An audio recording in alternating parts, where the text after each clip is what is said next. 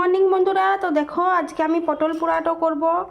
তো এই পটল পোড়া কে কে খেতে ভালোবাসো একটু আমাকে কমেন্টে জানিও তোমরা।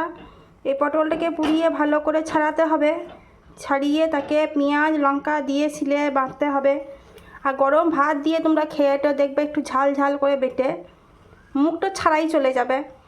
তা ছাড়াই আবার মুখটাকে অন্য কোথাও দিয়ে আসো না তোমরা, খেতে খুবই টেস্টি হবে। আমার তো খুব ভালো লাগে, তোমাদের কেমন লাগবে সেটাই আমি জানি নাই। তো তোমরা খেয়ে সবাই আমাকে কমেন্টে একটু জানাইও যে কেমনটা লাগে তোমাদের। আমার এই বাটাবাটি সব কিছু খুব ভালো লাগে।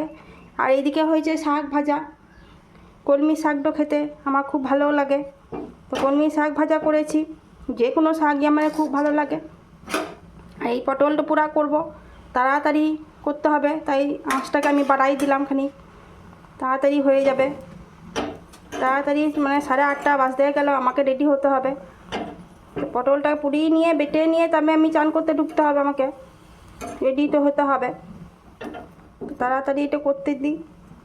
তো তোমরা পুড়িয়ে খেয়েও দেখবে কেমনটা লাগে, পেঁয়াজ লঙ্কা দিয়ে বাটবা, হেভি একটু লাগবে খেতে।